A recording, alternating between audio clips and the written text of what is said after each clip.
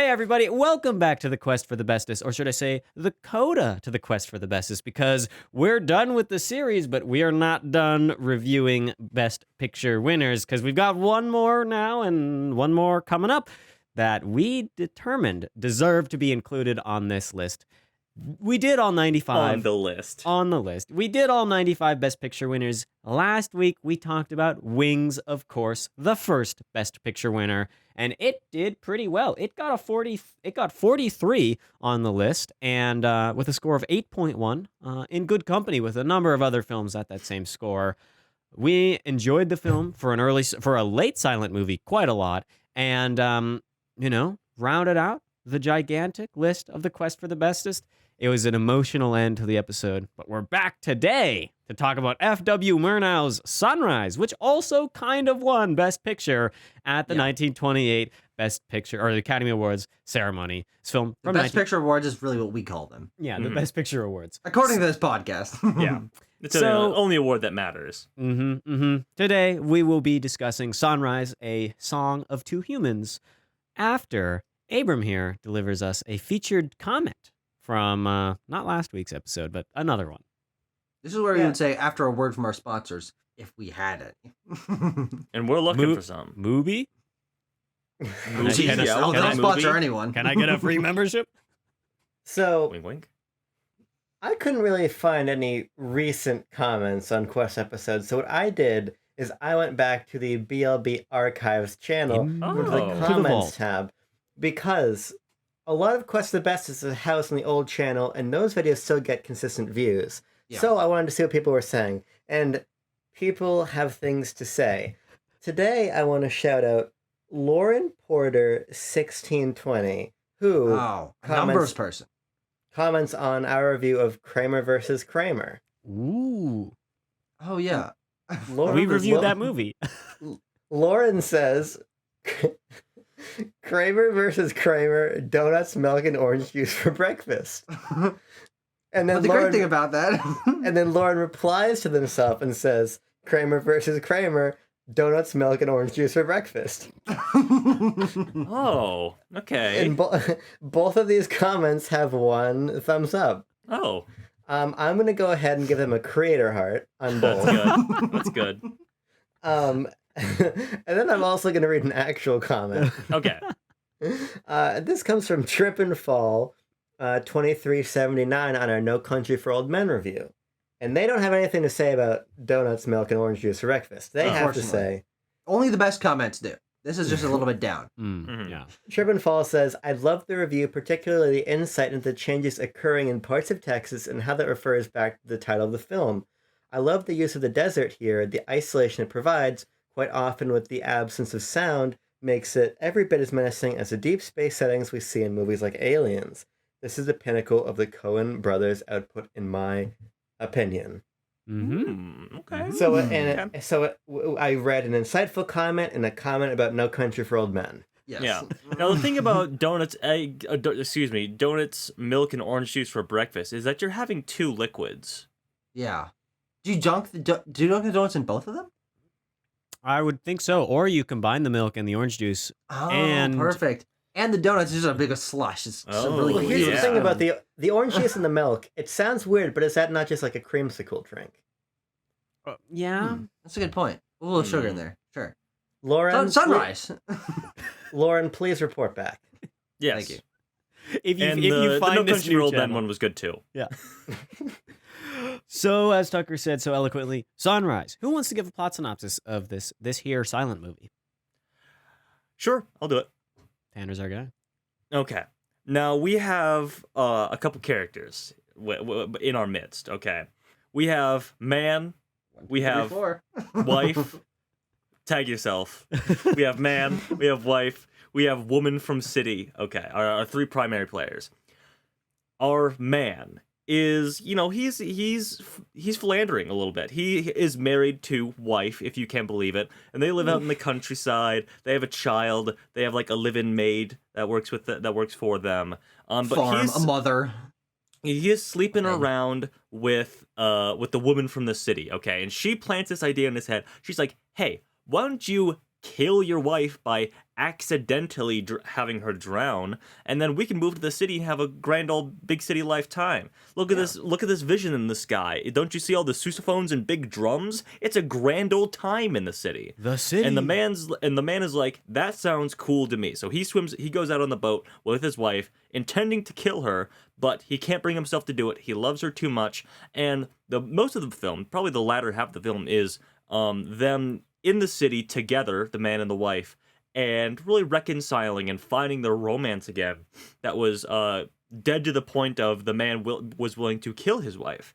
And then they reconcile, they get back together, they go back out on that boat to go back home, and wouldn't you believe it, as fate would have it, the wife goes overboard in a big storm, and the man thinks that she's dead. He goes back, he finds the woman in the city, nearly kills her, but nay, we have a happy ending after all. His wife did not die. She was retrieved from the lake by a bearded man, and they live happily ever after. The woman from the city rides off in a wagon, quite scorned by the whole event.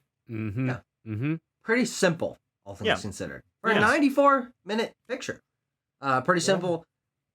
But nothing much happened. It's really like three really long scenes, Mhm. making up a 94-minute picture. This is one of the films that sticks in a lot of those greatest of all time lists. I believe it's on the Sight and Sound list. It's up Yes. in the Letterboxd top 250, I believe. The Cahiers du Cinema film magazine listed it as the best film ever made. Yeah, Now, and a lot of those lists has like the best silent film for a lot of people, but they listed it as one of the best, Well, you and can that's see what the I artist. heard. Yeah, oh, that's true. but I thought this film was interesting. I'm a fan of F.W. Murnau. I think that Nosferatu is one of my favorite films of all time. I think it's still my favorite sort of vampire themed film, and definitely one of the best early horror films. And I think that in terms of visuals, Murnau's got it down pat. He's got this shit. He's got crazy like forward thinking visual creative use of the camera moving and different things layered on top of one another, and really interesting close-up shots and framing and use of shadow and blocking. But for me, that's really all this movie has going for it. I think that I realized something as I was watching this film is I'm a big fan of silent films, but it's the genre silent films that really grab me. It is the comedy antics of the classic silent comedy stars like Harold Lloyd, Buster Keaton, Charlie Chaplin, or it's the horror stuff. Murnau's Nosferatu, The Cabinet of Dr. Caligari. These films really grab me. Or the creative original stuff of Georges Méliès. I really enjoy that. But when a film is silent and is based on drama, I think it lacks a lot of punch for me because I don't know if these performances carry enough emotional weight for me to be invested in a very bare bones plot. These characters don't have a particularly large amount of characterization. We don't learn too much about them, and the lack of words and discussion between the two of them, I think, really disconnects me from some slow, dramatic scenes. Though I'm right back in when we have a drunk pig run around. But other than that, I found this film to be visually pleasing, and I guess sort of thematically resonant. This film positions itself as a tale as old as time. Men are always trying to drown their wives in rivers. But I didn't really find too much emotional weight out of this. I don't know if that means that I'm like a cold-hearted dead fiend because this is one of the most romantic movies of all time, but I don't know. Give me Before Sunrise, you know? If you're looking for romance. Mm-hmm. Before Sunrise actually came out after, but yeah, yes, of course. But it's after sunset. After all, Before Sunset. That's another movie. After whatever. Abram. Yeah, I like this film a lot. What's interesting to me about it is I think it starts in an incredibly strong place, and I would disagree with you, Tucker, in that I found the sort of emotional core of the beginning of the film to be quite compelling. As non-verbally, we put our characters in this really uncomfortable and emotionally charged situation. I think the moment when the man tries to drown the wife is quite harrowing, and seeing them sort of reconcile in the moments after that as we arrive on the shore and they have to sort of find their way back to each other, I thought that was all really good. But for me, the film takes a real nosedive after that.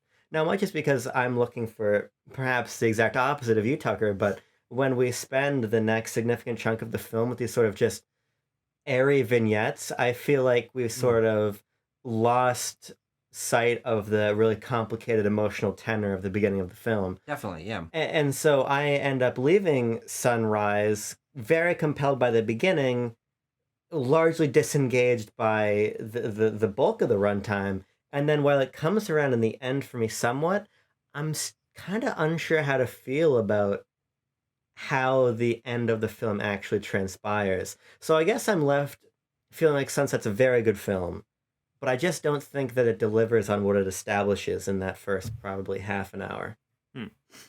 Yeah, I'd err on the side of Abram. It sounds like Tucker, you as well agree that like the emotional setup at the beginning of the film with this sort of like very dark story of this man who has like been convinced to kill his wife. In that scene on the lake I do find quite compelling. Across that it comes through in the physical performance of our two actors as well.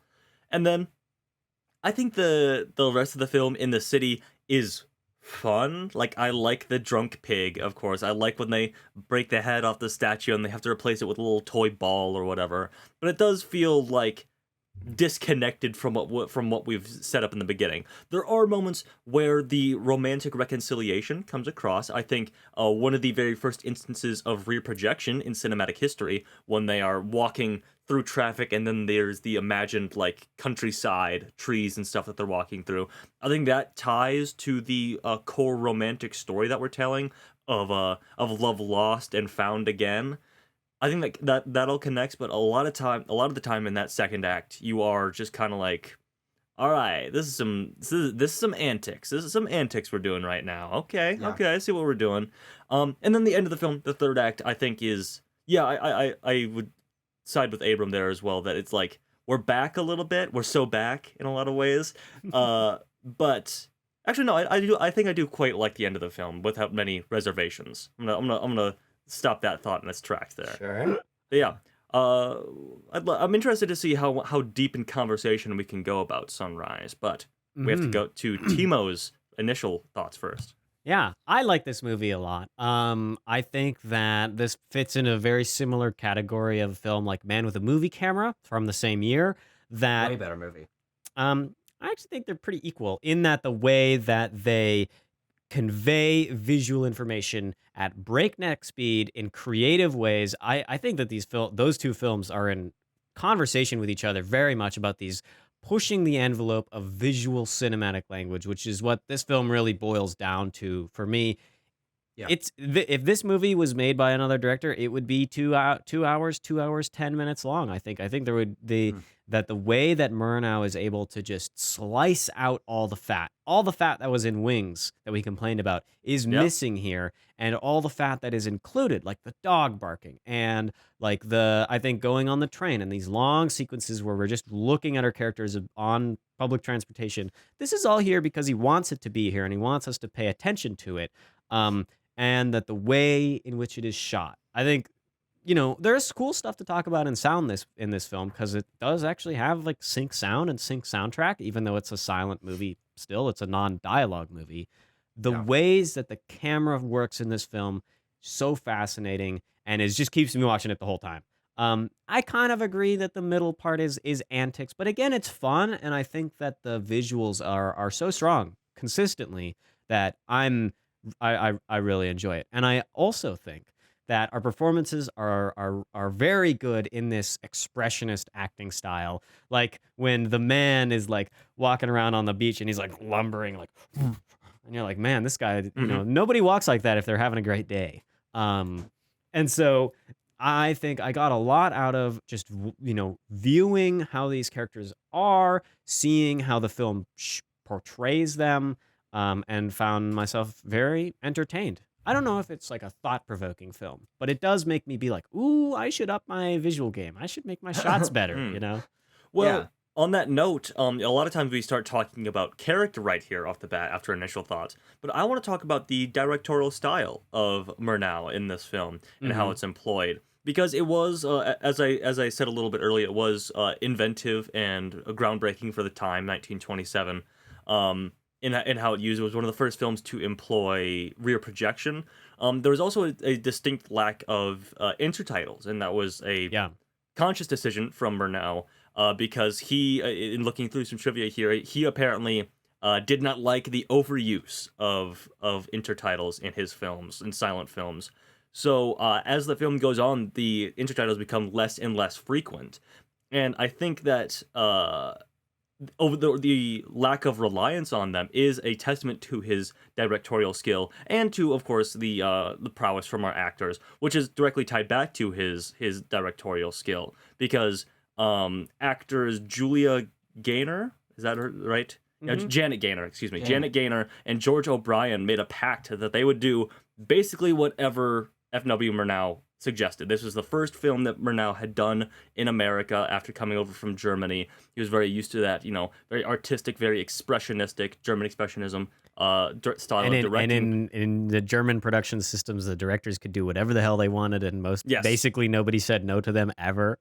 Yeah, and I think you can see a lot of that sensibility here. You do get some of those fantastical elements. A lot of the superimposition I found to be very, very cool. But I don't know, what did you guys think of the visual language of Sunrise?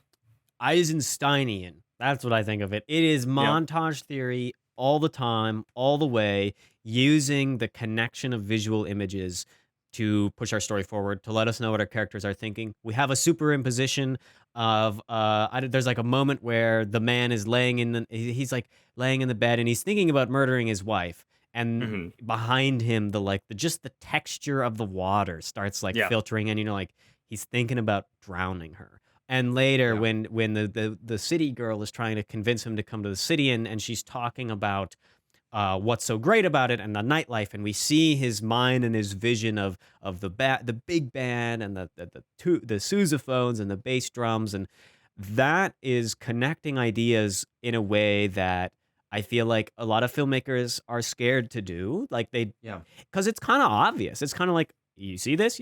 They're like, they connect. But in a silent movie, you need to do stuff like that to keep us on our toes. And when we're doing, as we watch, we think about these characters and we think about who they are. That information that's conveyed through a lot of these cutaways and superimpositions is what dialogue is going to, 2 years later come in and just bulldoze. Dialogue recording is going to mean that all the characters now just say this stuff that they're thinking, whereas the filmmakers are going to beforehand here and in Man with a Movie Camera, 2 late silent films that then are able to use the silent technique, which they needed all this time to develop it to this point. And honestly, when I got to the end of the film, I was like, damn, 2 more years. Can I have 2 more years of silent movies? Could they have delayed? This is crazy coming from me. Could they have delayed the production of the implementation of sound into these films so that for 2 more years we would have just crazy cool silent films? Because from these 2 films that we saw, man, what would have come next if they hadn't have had sound? I don't know, but something really cool, I feel like. Yeah, Timo, you made a point earlier about sort of removing the fat and about the pace of the film.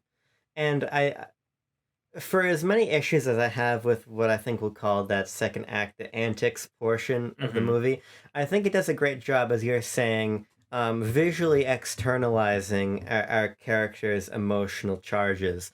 I really like the sequence of events of man and wife seeing the wedding procession going to the church and following them in there and watching them cry with each other as the ceremony unfolds. I think that's a really effective moment. And then coming out of there, Tanner, no intertitles in that sequence at all. Yeah, and then as we're coming out of that sequence, Tanner, you were talking before about the rear projection of them walking into traffic.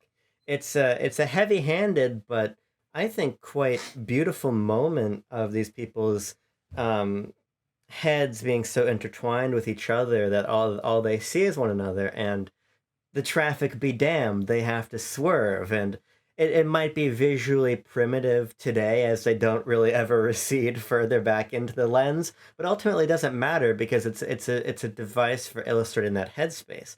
And I think it's moves like that which should lead me to feel the opposite of how Tucker was feeling. And I'm curious how you feel about these sort of moves we're talking about, Tucker, because that gets me into the emotion of the characters.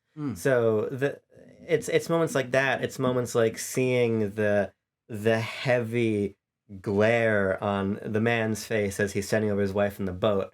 It's sequences like this he's got the German murder hands. Yes, if you are a German male and you are trying to kill somebody, you must make your hands go like this, as wide as your fingers can possibly go, and hopefully you get some long shadows coming off them. Oh yeah, hopefully for optimal effect.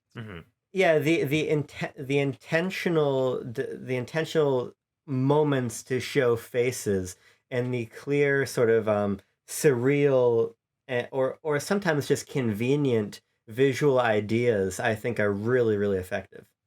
I think that the visual side, as I started my discussion of this praising, is the element of this film that I will never dissuade in any way, shape, or form. I think that it carries quite strongly throughout, and those are the moments of visual creativity when we're talking about rear projection or interesting camera movement or superimposition that do allow me a look into the characters' minds, which are, I think, pretty closed off for a lot of it because it is silent. We're not hearing what they're saying. We're not learning a lot about their previous lives. We're left a lot. I think it leaves a lot up to the audience. We can intuit a lot of what's going. I mean, you're right. It leaves it to the audience. That's what I'm saying, though, is that the film is trying to do as much as it can through its visual work, but for me, I ended up feeling a little bit unsatisfied with that because I felt there was so much more we could learn about these people, but because of the technical constraints of the time, not having access to sound, Murnau wanting to distance himself from too many intertitles, and the just general structure of this film being 90 minutes and being kind of all over the place in terms of two different, very different styles sort of clashing in the middle. I didn't feel like I learned too much about these characters and not enough for me to feel fully invested. I think this is a very broad strokes film, and that's fine. That's an artistic choice, but it leaves me very distant as a viewer when I feel like, of course, as we know, the names of the characters are not names. They are like nouns referring to characters, and that automatically leaves me distant from these characters.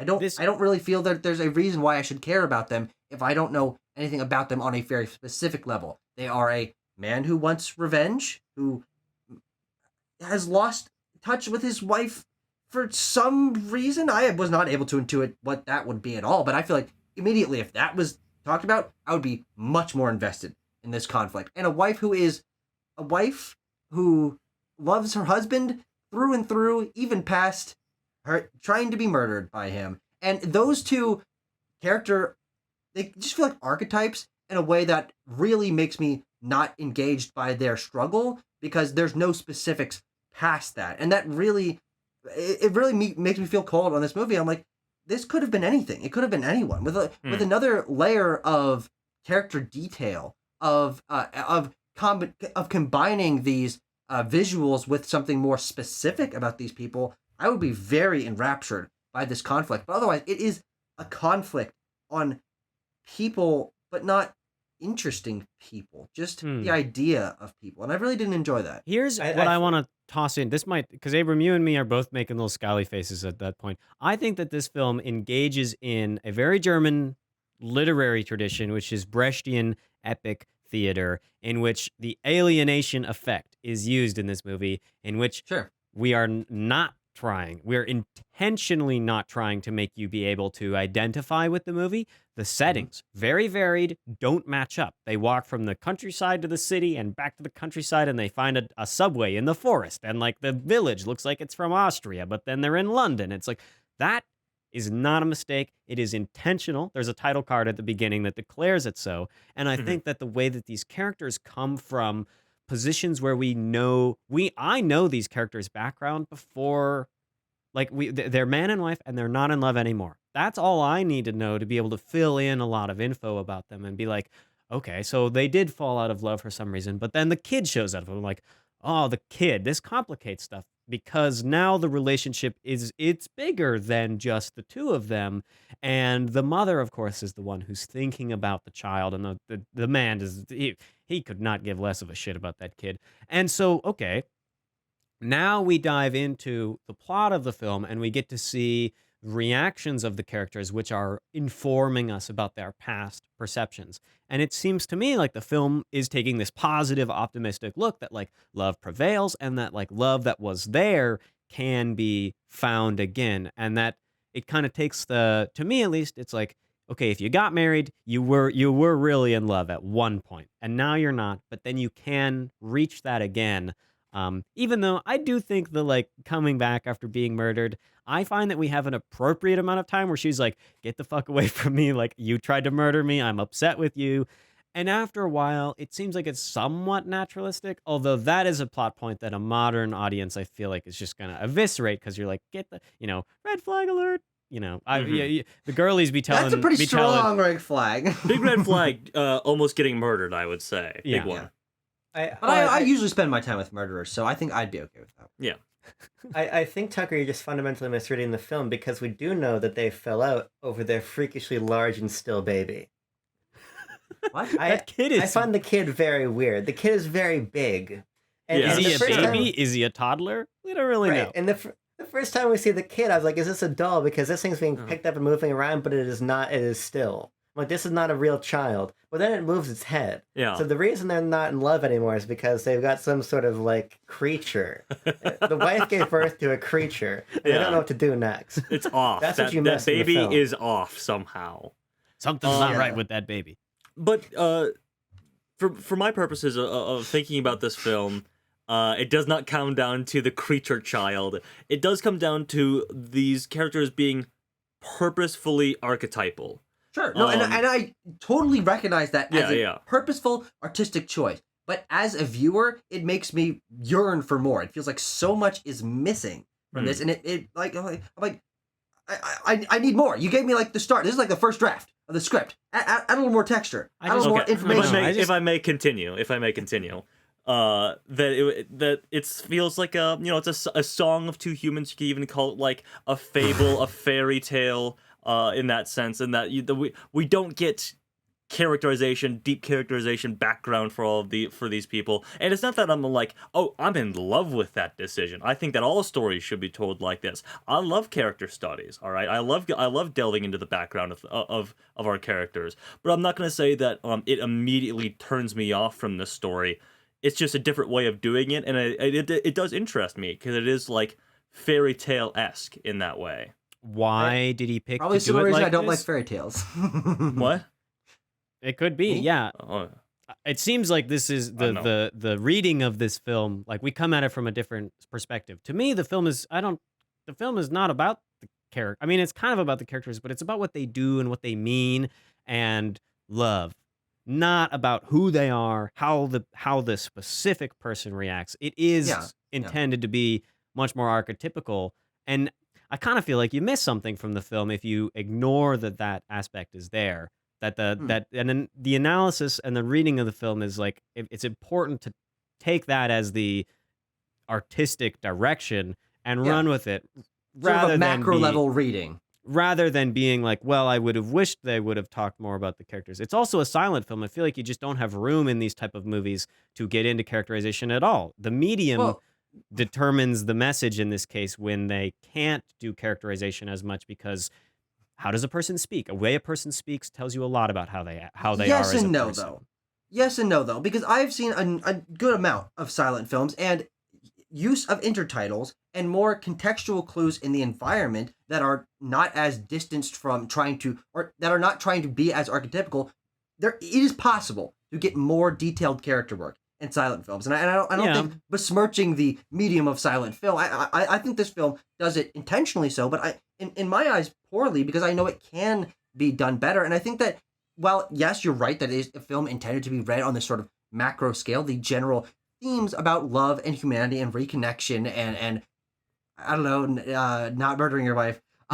These elements I think are definitely the intention of this film. But as a viewer while I'm watching the film, okay, I'm distanced from it. I understand that's not the intentional reading of the film, but when I do look at it on a larger macro scale, my thought is these aren't particularly interesting themes in the first place. Is love is a thing that prevails, is such a base level theme that I think requires being built upon in order to be more nuanced and applicable to human life. This film and its themes feel so generalized that I don't know what to glom onto.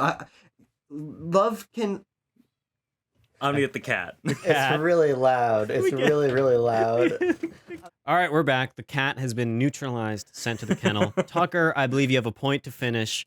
Yes. Without any meowing in the background this time. No more interruption. Mhm. But as I was alluding to, not having a general, not feeling that the themes are specific enough for me to feel like I'm learning anything or gleaning anything that is applicable to my life makes a thematic film like this feel largely inconsequential. I think that also the context of the film in love can persevere even over someone trying to murder someone else is, yeah, okay, modern 2023 brain, but I think also maybe better understanding of human relationship brain makes that really hard to sort of rationalize. Is the theme of this film is love can persevere, but also I don't think love should persevere over this. And so, I'm not gleaning anything because I think it's too broad, but even on that broad level, the content of the film I don't think reflects a love that I want to support. That I think should be supported. I think they should support each other at all. And because of that, I mean, I was What about the down on the freakish film on child? a micro level. The freakish child can we barely even see it after like the first 25 minutes of the film. But on a micro level, I was already criticizing this film. But even when I step back and approach it from what I do think Murnau's intention was, which was reading it from that macro level, I don't think it works too hard on a macro level either. I think if I can sort of find a middle ground here, I'm not bothered by the characterization, but I think the reason that I take issue with the antics second act after we leave the church is because we're no longer interrogating what's at the core of their relationship. Yeah, absolutely. That's just dropped. Right, which is this sort of hatred being recontextualized back into the love. Is this distracting you, Tanner? It's a little bit distracting. It's just funny that we're doing a deep analysis of a 1927 silent film, and we have Minion hanging out We here. have But Bob I'm sorry. with us. I was gonna have to keep it to myself. It's making me laugh too. I'll put Bob to the side. I think the issue with that portion of the film then is because if we're trying to read the characters broadly and we're trying to look at theme or plot, I don't really care about the pig. Sure, the pig's funny because the pig's running around and he's drinking the wine or whatever. Mm-hmm. But there's a part of me that's waiting for that next moment of tension. And there are these moments when the girl from the city appears. And nothing really comes of that. And yeah, she like highlights an ad. Yeah. Does that do anything? I think it's just to let us know that like she's still in on the plan. It's to remind the audience that she's still a factor and that she will be coming around in the end, and she does. But yeah, it is. Sorry, continue, Abram. Yeah, no, and that's just, I think that's where my issue comes, because part of why I found this film so compelling as someone who really has not seen much silent film was the level of nuanced emotion we were able to extract from the actors in that first act. And then the fact that we lose that for something that is playful but ultimately toothless until we get to maybe the last 20 minutes or so feels like a waste of screen time, frankly, when we have the simple setup that we complicate through this beautiful expressionist acting and sort of put to the side so we can go to the carnival and we can do all these other things. And we even see the man's darkness a little bit again as he pulls the knife out of his pocket on the guy that was harassing his wife in the barber shop. There are these moments when we weave back into this darker territory in the sense of like possession and anger and abuse and everything. Yeah. But I think that we just sort of, we go there for a moment and then we're back to the playfulness. And I just think that the playfulness, I have a hard time squaring that with where we came from before, because to your point from earlier, Timo, I agree that these sort of re-wooing, if you will, after the attempted murder. While it does feel a little bit fast, because this is an I think objectively uncomfortable narrative. It at least feels like, okay, there's a tenuous bond being reforged. Now let's watch how it becomes At least it's strengthened not, or it's not like challenged. turnaround. It's not instant. That's fair, but I think Because that other the film, movies would have it be instant and it would suck. True. Yeah. I just think that the film too quickly takes that bond is fully reforged. Yeah, I and agree. there's really nothing that prods at any of our characters' psyches again until we end up back on the water.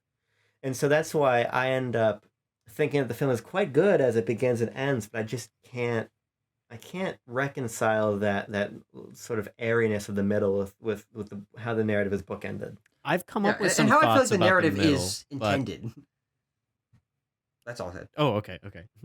Tanner, I want to hear It's what also you right. have to say because you haven't spoken in a while. But I sure. do have some thoughts about the two of those scenes in the middle and what actually they're trying to do, like communicate. Yeah, I mean, I guess just like this is an overarching thought on the character stuff because I do think that it is largely like fantastical. It is like a fairy tale. I do believe in that. You know, he earns his wife's affections, but in like a not at all realistic or grounded way. It's in a way that like if you're reading this from a fairy tale book, and maybe you shouldn't read this to a child, but if it's in a way that like you have to suspend your disbelief about realistic human relationships and things of that nature. It is more broadly about love and reconciliation and giving and forgiveness and stuff like that. But to that end, I'm not going to say that this is like the best I've ever seen these themes executed. It's not the best reconciliation of characters. It's not the best even fairy tale-esque narrative that I've ever seen executed. But for the purposes of discussing this film, I've really like drilled into those as being explanations for why this film operates as it does. Yeah. Mm-hmm. The things that I noticed about the middle and kind of thinking during this recording back on those scenes is, so in the barbershop, the tension that is in that scene is this like cheating tension. Is the guy Yeah. going to, kind of go after this I don't know, cigarette lady attendant, not a barber, but a woman kind If of. you can believe it, she doesn't have a name. If you can believe Yeah, it, there are this multiple- movie does not pass the Bechdel test. There are multiple other women in the environment that I think are intended through some of the shot composition and editing between looks of them giving looks to the man and her watching that happen. There's a lot of, oh god, what's the fucking theory that the viewing? Oh god, Kuleshov effect, brother. It's the Kuleshov effect, and No, it's no, montage no, but theory, like, where you the gazes, just different gazes. Oh, yeah, there's a okay, lot of okay. gazing going on in Laura this film. Mulvey in the gaze theory. Exactly, Yeah, yeah. exactly. Yes. But I think that those gazes, I think I agree with Abram, are undercut by the larger setting of the scenes that they're placed in. If those had instead been played as awkward tension, more overtly, rather than kind of just mild slapstick situational comedy bits of oh haha he's looking but she's not looking and oops. I feel like then the tension would have been continued from before, and the themes of him still maybe being willing to cheat on her or her being still sort of suspicious of him, those I think are present, but they're not overt enough and they don't outweigh the other content of the scene, which is more comedy focused, for me to feel like, yeah, this is continuing the themes from earlier on. It is basically continuing the themes from earlier on, but in terms of the tone of the scenes, it feels like such a 180 that I'm like, I'm don't more really- focused on the comedy than the, I don't than agree. the I was situation. not focused on the comedy during those scenes. I was reading those gazes and trying to figure out how their relationship was moving on, because I was like, okay, our main conflict is over. Like, our main conflict is that the Yep. characters Yeah. are no longer trying to kill each other. So now what? And I was constantly asking myself, so now what in this film? What are we actually thinking about? And I think that in that scene, in the carnival scene, it's about dancing. I think that she wants to go on the dance floor and go dance in a nice romantic way as a symbol of them coming back together. But the man, he doesn't. He doesn't want to go dance at all. He wants to And it's throw balls at a pig hole. Yes. Yeah, he just wants to go play silly games or whatever. And that sounds like an innuendo, but it is not. It is literal. You get the ball in the hole, and the pig goes down the slide. Yep. Make the pig roll. Apparently that's a game. Yeah. That scene, though, when it eventually gets to its climax, they hand over the sheet music that says like peasant's song, and it's like, okay, the guy probably doesn't want to dance because he actually does feel real out of place in this city v countryside debate that's also happening. This film is like so loaded with German cinema like themes, like the vamp and the city versus the countryside. Like, this is all stuff that just shows up. It's in Nosferatu. It's in Pabst's Pandora's Box. It's all over. You literally have the harlotess city woman who's dressed in like all black with black hair, juxtaposed with our pristine wearing white traditional farm wife. Blonde, yes. Do not read into what those things could possibly mean politically in a Germany in 4 years. Yeah. But I think that the conflict that comes about in the second act, while it's weaker, I totally agree, than with the conflict at the beginning and at the end, is this like bits of rebuilding the relationship, earning trust. When he pulls the knife on the guy, it's about how he's being protective and his dark side is for the wife's benefit. And I think that the film shows us her like reacting to what's going on and in a weird twist becoming more comfortable with him. And then when they dance, he is so reluctant to do it, but through the pig antics, he is like forced into dancing, and it makes the wife really, really happy. And he reads that in her eyes and her face. And while I think it takes a long time to get to that moment in the dancing scene at the carnival, and it takes a pretty long time to get to the barbershop, like the meet of both of them, they are illustrating these characters and they are pushing the plot a little bit forward. And then we move on to the end where the plot moves really quickly for a little while. And we could talk about that, but that's kind of where I've arrived about the middle now. I do think it's still full of antics that isn't plot. Terribly there is also plot-wise. There is also one of the few intertitle cards we do get between they're like maids. I'm not exactly sure who they are, but the two older women towards the beginning of the film, as they're still establishing sort of the situation we're in. They remark that the couple, the husband and wife, used to be sort of joyous and act together as though they were kids. And there is maybe something to be said for the way as much as second act, they almost in part regress to a more like youthful relationship wherein you're going to the carnival and you're going dancing and you're doing these things. I just think that the sort of seesaw between these ideas is what's sort of eerie, but in a way that never really becomes reconciled for me. And I think part of it might be not only that second act is quite slow and feels like it's not necessarily exploring that earlier tension, because as you're saying, Timo, the tension's resolved, so now we're asking what can we explore in its place. The third act moves so quickly that I feel like we're unraveling everything at quite a breakneck pace, and I end up feeling a little bit dissatisfied in that I'm not necessarily sure ultimately what the film is maybe trying to do, other than illustrate that the man should have been more grateful for what he had or something. I think that the role of the woman from the city, and maybe Timo, you with your deeper knowledge of German history might have a clear lens into her sort of thematic purpose, but I find at the end it boils down to, as simply for me, and maybe I'm missing something, this is really what it is, I wouldn't have even been out on that boat if it wasn't for you. I'm going to strangle you. Oh, my wife is alive. We're okay. Yeah, I mean, that's what I got from it, too. And I just find that we're sort of... We go from this complication to this slow restructuring of this youthful relationship to this really fast sort of spin out of, I want you dead, but my wife is back alive, so we're fine, and the film ends. It happens within like a 90-second time span, all of that last part at the end, which is kind of that's the climax of the movie. That's what everything is is like leading towards in terms of the storm happening and everyone showing up and the woman from the city like whistling outside his window and him being really sad and I thought that was one of the best sequences in the film because I do think that it combines the visual storytelling, the very fast editing, which shows up in places, though I think it is a little hit or miss for me. All of that I think combines to make a very tension-filled and climactic moment that is bringing together these storylines that to this point had felt a little bit disparate. The idea of losing her in the water and his connection to the woman from the city who had for 80% of the runtime of this film just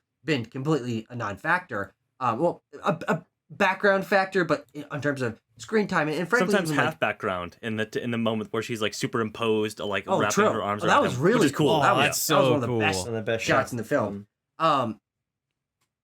But I think that I agree with Abram that it comes so quickly and there's so little reconciliation of him of wow, I lost my wife and I was the cause of this because without her and without myself and my murderous intentions, I really wish that there had been a little bit more unpacking of that before it had been spun up into a tornado and then just like spat out happy ending. I feel like the balance of the screen time here is really mishandled because I felt that the beginning of this film was 30 minutes worth of screen time that could have been covered in 5 minutes worth of setup. And I was so unengaged by the setup and the very slow pacing of this and learning things at such a slow clip that I'm like, wow, this could have been all done in one intertitle. And then that middle part being so disconnected from the tension and then spun up so quickly at the end, I'm like, where'd the screen time go here? Like this could have been so interesting, but you spent it looking at a pig and doing photographs and getting your beard trimmed. Mm-hmm. And then we just have to spit out into a happy ending. I'm like, wow, that's not a particularly interesting way to like balance this. Well, what's interesting is that the original short story, or just story basically, that this film is based on ends with the man dying in the storm instead of his wife.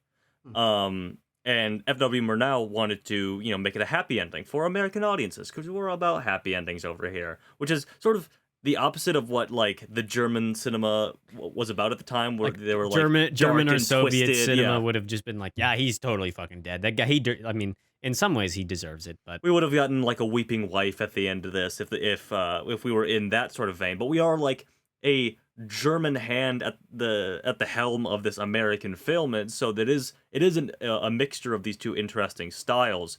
But I feel like there is like a somewhat dark and interesting implication in the wife's nearly drowning and dying, which is that, and maybe I'm misunderstanding this, but I think Tucker and I are on the same page when we were watching it, is that so they go out on the lake to look for her, and he comes across like the sticks kind of like floating on top of the water, bound together with bulrushes, some Tanner. thank you, the bulrushes. the 1700s life preserver. Yes, exactly. Bound together with some rag, and it's sort of like dispersed in the water. The implication to me there is that he would have died if he went through with the drowning his wife, capsizing the boat, trying to swim off into the reeds or whatever. Yeah, by is that using he would have the died. bulrush collection. Yeah. float. Is that the implication there is that it would not have worked, that it would have come apart or whatever neither happened to can swim. her. Yeah, apparently. I guess you don't learn that back in the day. I live by a river. Yeah, whatever. But that seems to be the implication for me, is that Yeah. it wouldn't have worked out for him, which does have a light, sinister nature to it, I would say, that element of the story.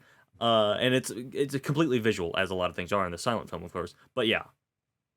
Yeah, I think that's an interesting visual. I think if I can sort of refine my issue with the ending, though, is that it feels like our character reaches a conclusion he already reached, which is the life without my wife is not the life I envisioned it was going to be. Yeah. Now, I found it to be quite an affecting moment of visual communication as we see him walking back into their bedroom and his shadow is obscured in like the wind, or like his shadow is visualized in the sort of reflection of the window pane once, twice, and he falls down onto her bed. I do like that, but I almost feel like I and he already got to that point when he's standing over her on the boat and chooses not to kill her. Mm. I think what you're talking about, Tanner, in terms of there being some sort of subversion of the plan is more compelling than sort of the conclusion of the character arc. Yeah. I don't really have anything more than that. I just think that the ending. Yeah, I think the ending is this sort of quick park. We're parking fast and we're getting out of the car and fini, and we're done. I just think that we don't really see our characters grow much, and it goes back to the point of the characters not being the focal point of the narrative. But I just think that in the first half an hour, I got the idea of a sort of I'm not sure if it's gratitude for what you have, but I feel like that's the note that the film leaves on. Of like, why would you throw this away? Yeah. I feel like that's what we were trying to get our protagonist to recognize. You had the life, and you're fucking it up for this this woman of low moral character from the city. Well, yeah, I think that it is complicated if you bring in like the city versus rural aspect of it, which, as Timo mentioned earlier, can get into some anti-Semitic territory. I'll just outright say it. If you consider the time and place and origin of the creation of this film. But yeah, I think ultimately, if we do want to like look at the bright and silver lining fairy tale of it all, it is the this platitude of don't take what you have for granted. You still have to work for you still have to work for love after all these years, and it does take effort, I think, at the end of the day. But it is told through this fairy tale lens of he just has to like ask his wife to forgive him after about an hour, and she's like, oh, okay. And then they have this very romantic adventure through the city, and they come to reconcile with one another. He visually like transforms to be less haggard in his appearance, and it's all happy at the end of the day. After he thinks that he loses her after all of this, and then she's all right, happy ending. Yeah, Fini. I think that the important part for me of the ending is this like the conflict that we get to see on the man's face and get to, I'm in his head the whole movie. We're pretty much supposed to identify with him. And so when that storm comes up and I'm like, oh hell, I know what's going to happen. The storm is here. The wife is toast.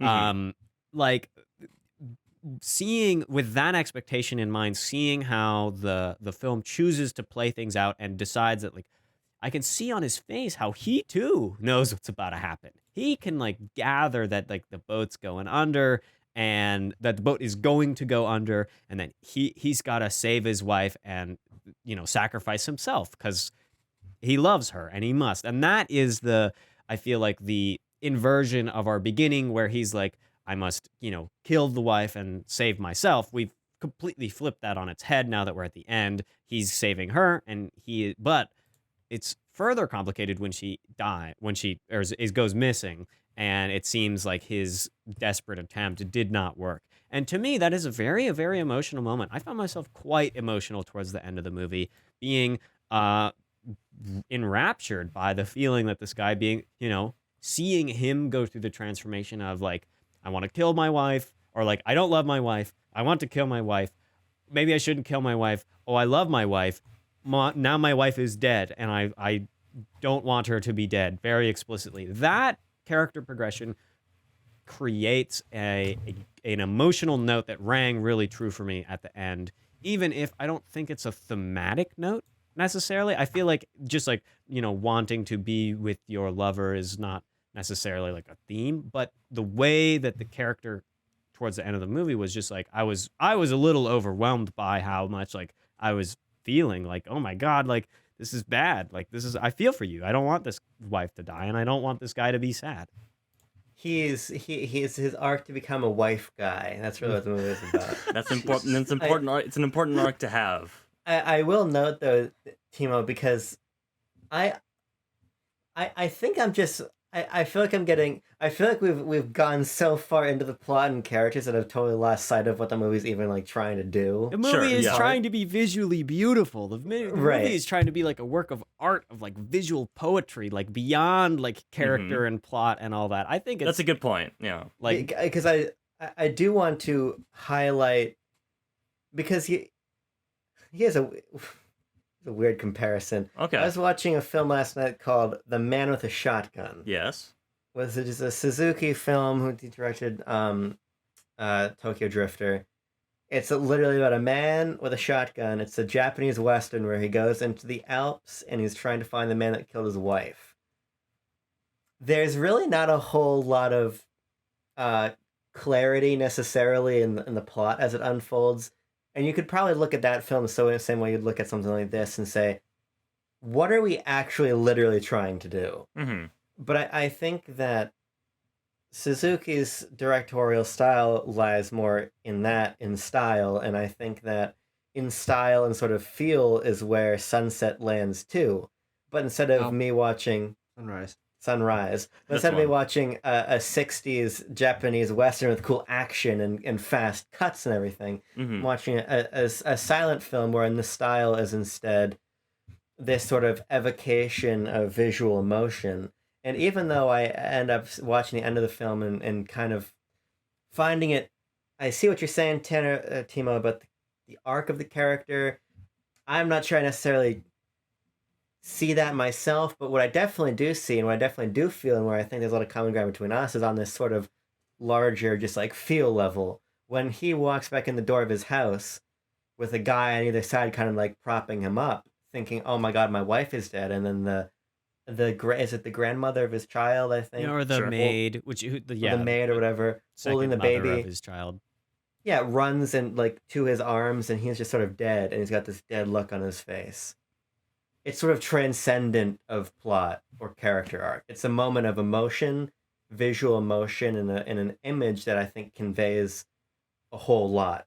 I think that the film is very complicated in how you're supposed to feel with the character and how the plot unfolds. And so I think the best way I can appreciate it is just by looking at that moment and saying that's a very strong acting moment. And I think that the acting of this film is really quite impressive. I agree. Very circumspect way for me to say that. Yeah. The way I engage with this film, I think, at all is just by looking at that surface level and saying that is a powerful image. And the acting is conveying that emotion. Mm-hmm. I think that... Oh, Tanner, go ahead. I've talked enough. There's a reason that I wanted to start out this conversation on the visual language, because yes, I think we got lost in the weeds, the bull rushers, if you will, on plot and story and things of that nature. But it is a directorial work, first and foremost, and story is largely subjugated, I would say, which is why I think it does take on this visual fairy tale tenor to it. And I could go back through all my notes and be like... I would also argue that like other Murnau films like Nosferatu operate on a similar... The plots are similarly constructed, similarly kind of not all there in all the places, but we see them as this much larger than the events of the specific events of the film, but more can extrapolate more. I think that Nosferatu is like also all about pulling all these macro ideas out of the micro minutia of the film. And of course, we've been trained by a lot of films to focus on plot and story, especially in the modern age. But I think I could go through my notes and list off all the cool visual choices that Murnau decided to make here. Many. But there's a lot, and I could do that, but I would rather hear from Tucker because it's also been a while since he talked. I think I'm kind of out of points. I mean, a number of the visuals that we talked about are the things that stick out to me for this film, and frankly are probably the only things I'm really going to remember from this, because I'm on the complete opposite side of the fence from Timo in that the moments that were intended to be incredibly emotional, I instead felt very cold and distanced from, because I felt that it hadn't been leading up to that point in a very compelling or enrapturing way. And for a film that is intended to be about its larger macro themes, visual ideas, and the like sort of confluence of those to help you feel emotion, I felt the themes to be so lacking that even though I was looking at something that was beautifully composed and well acted and there's a score going alongside it, it felt empty to me. It was just it was a visual bauble with nothing inside of it. And because of that, I feel that I'm lacking something when I'm watching this movie, and it prevents me from really, I think, appreciating the visual skill and forward-looking technical inventiveness that Murnau was able to achieve here, because I didn't care about what was happening on screen. I was like, this could be this could be anything. This could be anyone. It could mean anything, and in such a vague way that I'm like, I mean, yeah, sure, it looks cool. I guess I'm just not a visual guy first and foremost when it comes to that. I mean, it makes it very hard for me to remember those sort of elements, even when they are incredibly strong, like they are in this film. But I'd prefer someone else more engaged in the visual side to be able to share their appreciation of that, because that's not real. Even I do appreciate it, but I watched this movie 2 hours ago and I already don't remember a lot of it. Yeah. I mean, I have some final trivia things. Oh, I want to do awards because that's important. That's thing that we do on this show. It was the reason that we're talking about it is not because it won Best Picture, but because it won Best Unique and Artistic Picture.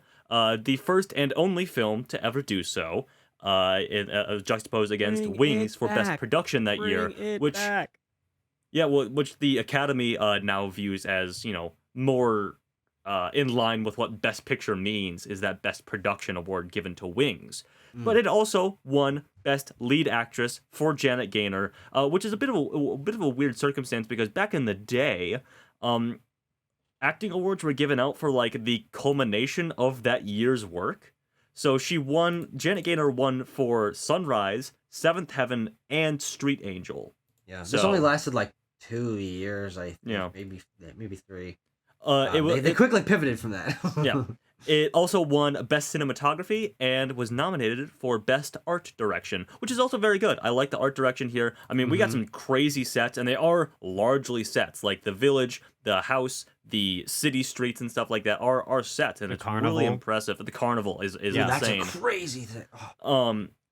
Just a bit of trivia about that. The city street set cost an unprecedented $200,000, or a paltry $3.4 million in 2023 dollars, and they had to reuse it in other films to recoup those costs a little bit because that's a lot. That's a big big bit of cash to spend on that set. It's a big chump of change.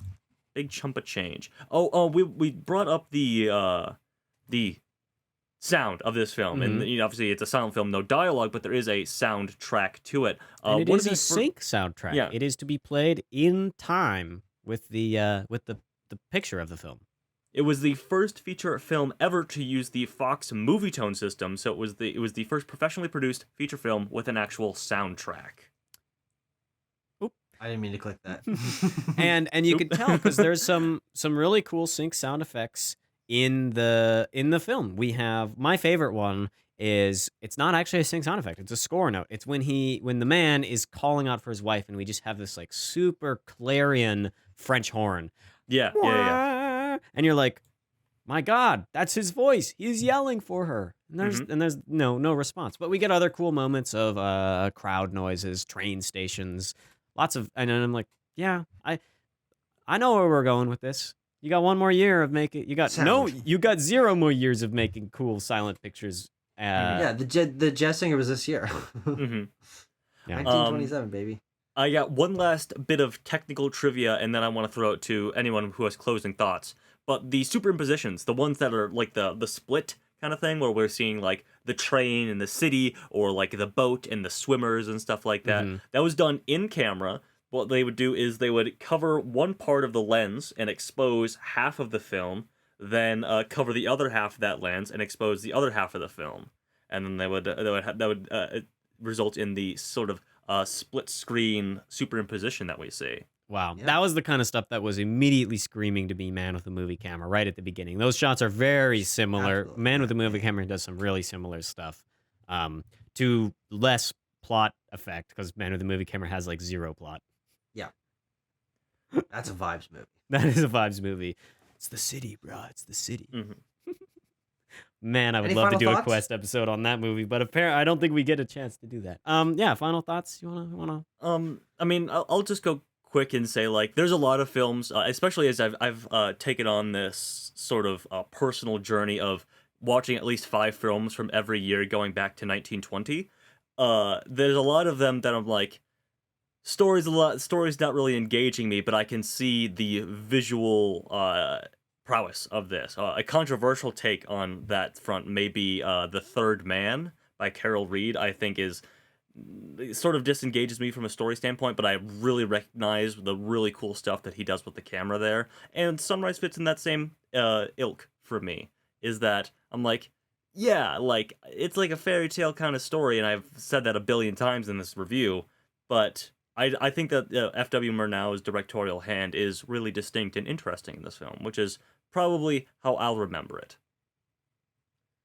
I end up just I feel like I've come out the other end of our review not really certain anymore how I feel about the movie. Yeah. And I don't know if we've just trodden over it to the point of lacking recognition. Like if somebody splats on the ground and falls off a building and die, like is that even a person down there anymore?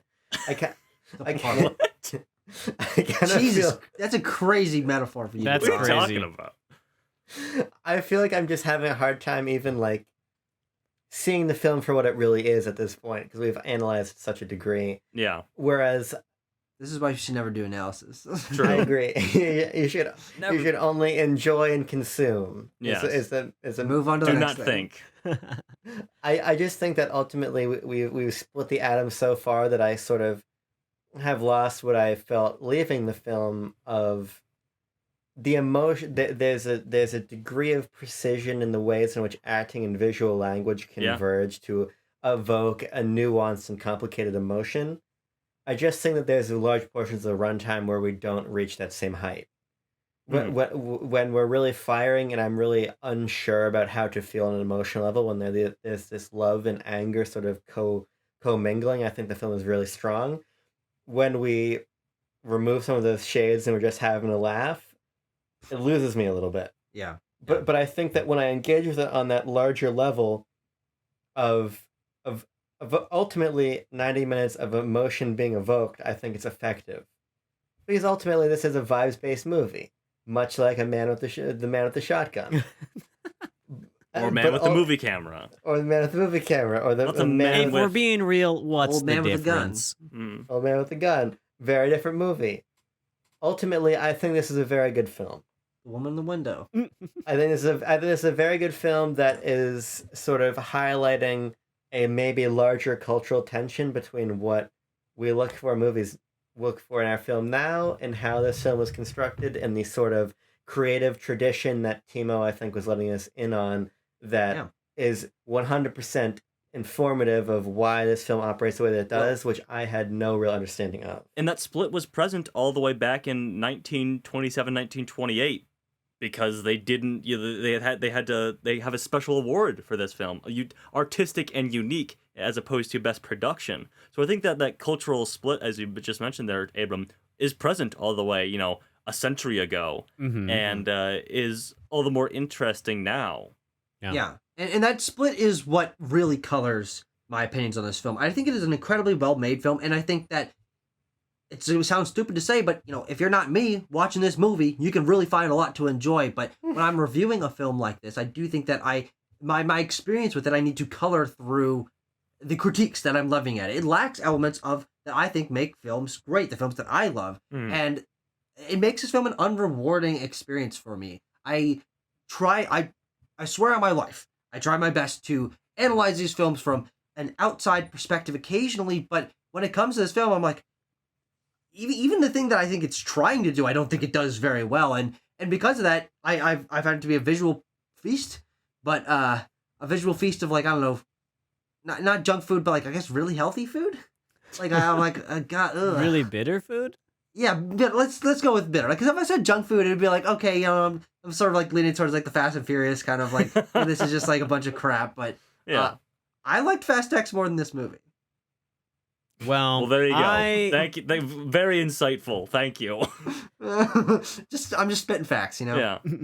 I think I like this movie more now that we've discussed it a bit. God, I'm gonna have to email one of my old professors and be like, "Do you have any readings about Sunrise?" Because I want to sink my teeth into some academic analysis of this film, because it seems to me there's a lot there. There's a lot to really dive in visual thematics of the film, and I enjoyed it because I turned the switch. I turned my brain from watching a sound movie to watching a silent movie. And when I'm watching a sound movie, I don't really think about the shot composition and they are wearing this clothing. What does that mean for the character? But when I'm watching a silent movie, I do flip that switch and I really just get into the visuals completely. And that allowed me, I feel like, to really experience this film at a level that coming out of it, I was like, yeah, this is my second favorite silent movie ever after Really? Man with a Movie Camera. I think Nice. they're boom right up next to each other.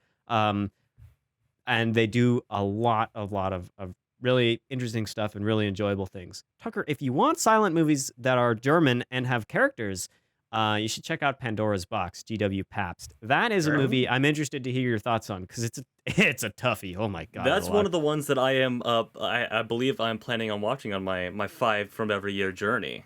Yeah. Well, you would. It seems familiar, at least. So, if you want to check that one out, it's a kind of an inverse of this film. I feel like it's a bit of an inverse of this film. Not visually interesting. Characters, holy shit, really interesting. Okay, all right. I think the last thing we'll say is sort of on the point about the visual feast. I had a literal feast because I had an entire DiGiorno's pizza while I watched this film. Oh, well, that's why you're so positive on it, Abram. Of course. It's not Yeah. delivery. It's that sweet, sweet DiGiorno's pizza sitting in your stomach.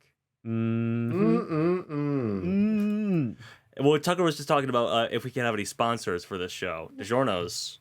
That's a free one for you. The next one will cost you. Quest for the bestest DiGiorno flavor. Yeah. What am I going to give this Cream. movie? I don't know what score I'm going to give this movie. I think I have a score, but why not? It All doesn't right. really. Here's the thing: we're not putting it on the official list. We're just being like, hypothetically, where would it belong on the Quest for the Bestest Quest ranking? Let's find out. Hypothetically, where would it belong on the Quest for the Bestest ranking?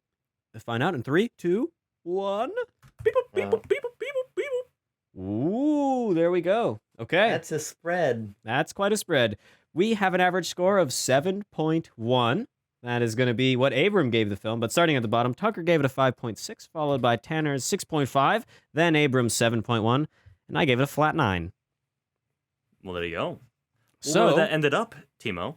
7.1 is actually not a tie. It's in between Dances with Wolves and Gone with the Wind at the 66th spot.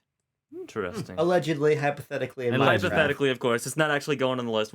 Maybe we'll make In a separate Minecraft. letterbox list for this one and the other super secret episode that we're gonna do next. Which, Why are we going to reveal it right now? yeah. Yeah, we can reveal it right now. Well, yeah. I'll just say, damn, I'm a little disappointed. I like this movie a lot. It's kind of low on the list. Yeah, I'm Alright. disappointed. It's above My Fair Lady. That's fucked up. Well, I have great news for both of you. It's not actually on the list. Yay! We win! Yeah, Both of us. But anyway, the next film that won't actually be on the list, but will hypothetically be on the list, is, of course, the other Best Picture winner, because it is we're switching gears all the way over. We're in the future now, baby, or in the not so distant past, because we are talking about 2016's Damien Chazelle's La La Land. Which was, for all of us viewers at home, the winner for all of 2.5 minutes. Yes. Yeah, how I reconciled this as I was initially coming up with the idea to not only review Sunrise, because in my mind this is a Best Picture winner. I think that there had to be a retroactive decision of, Which let's one? it's Wings. Yeah. Okay, it's Wings. But I'm glad that we were given a chance to review it because it did receive the same level of accolade as Wings Yeah, did exactly. back in the Mhm. day. And so from that angle, I might even put it on my Best Picture winners list. Okay, yeah. I'm a jackass. I'm crazy. You can never predict anything from me. But La La Land won Best Picture for longer than almost every other movie in history has. Mm. Only 95 other movies have won Best Picture for longer than La La Land did. 96. So, To be fair, it never actually won Best Picture. No, but we it was did think big. it would. So We if we did reviewed think. it in that time, Yeah. it would have been valid. In that 2.5 minutes, if we started recording Quest, Yes. well, imagine if we had the There's last a point in episode. time. There's a point in time where if we had reviewed La La Land as a Quest episode, it would have been a real Best Picture. Well, we were reviewing it for Quest the Bestest because we'll be talking about La La Land next time. Next time. That's right. My second favorite film of all time. Oh. I have not seen it in many years. I'll tell you Wow. that. It's been a couple many years for me years. too. I think I've only seen it twice or something like that. So it'd be Yeah, good to same do a rewatch while I'm really thinking about it as a I movies watched it movie. just earlier this year, actually. Wow. I've seen it either thrice or four, five. This will be number 3 for me. In that case, I expect really good points and even better arguments from all of you next time.